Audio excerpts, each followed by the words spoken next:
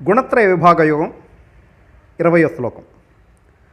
గుణానేతా నతిత్యత్రీన్ దేహీ దేహ సముద్భవాన్ జన్మ మృత్యు జరాదుఃఖై విముక్తోమృతమశ్నుతే. మరోసారి, గుణానేతా నతిత్యత్రీన్ దేహీ దేహ సముద్భవాన్ జన్మ మృత్యు జరాదుఃఖై విముక్తోమృతమశ్నుతే. సత్వరజస్తమో గుణాల్లో మూడిటిని అతిక్రమించిన వాడు పరమాత్మతో సమానం. అతడు అమృతుల్యుడు అవుతాడు. ఇది ఎలా సాధ్యమవుతుంది?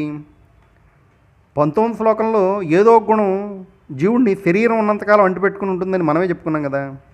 మరి ఎలా? విజయ్ చంద్ర సాయిబాబా గారు నటించిన పాత సినిమాలో ఓ పాట ఉంది. పసిపాప మనసున్న ప్రతి మనిషిలోనూ పరమాత్ముడు ఉన్నాడని, వాడు పరిస్థితుడు అవుతాడని. పసిపాపకు కూడా రుచులు కోపతాపాలు ఉంటాయని చెప్పుకున్నాం కదా. మరి అదేమిటి? పసిపాపలో ఉన్నప్పుడు నోటికి అందింది నచ్చితే ఆనందంగా తినడం, నచ్చకపోతే తలదిప్పుకోవడం అయిపోతుంది. కానీ అదే శిశువు పెద్దయ్యాక తాను అనుభవించిన వస్తువు భోగము దాన్ని మళ్ళీ మళ్ళీ గుర్తుకు తెచ్చుకోవడం, నచ్చితే దానికోసం ఎంత దూరమైనా వెళ్ళడం. అందులోంచి పుట్టిన ఈ సామెతలు: వ్యసనం 7 రోజుల ప్రయాణం, తాను వలచింది రంభ, తాను మునిగింది గంగ, ఇలాంటివన్నీ. ఇలా కాకుండా తాను అనుభవించాక నలుగురికి దాని గురించి గొప్పగా వర్ణించి చెప్పడం. ఏదైనా భోగాన్ని 3 రకాలుగా అనుభవించవచ్చు. నిజంగా దాన్ని సాధించి ఏ రకంగా అయినా అనుభవించడం.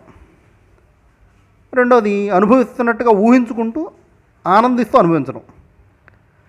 తాను అది అనుభవించకపోయినా ఇంకొకటికి చెప్పేటప్పుడు గొప్పలు చెప్పుకుంటూ అవతల వాడు ఈర్ష్యపడుతుంటే అనుభవించినట్టుగా సంతోషపడటం. సంస్కారవంతమైన పనులు నిజంగానే చేసి సంతోషపడటం తప్పులేదు. అధమైన పనులు చేసినట్టు ఊహించుకోవడం, సంతోషించడం తప్పే అయినప్పటికీ తనకి తప్ప ఇతరులకు హాని లేదు. తాను అనుభవించానని గొప్పలు చెప్పుకోవడం అతనికి హానే, వినేవాడికి హానే.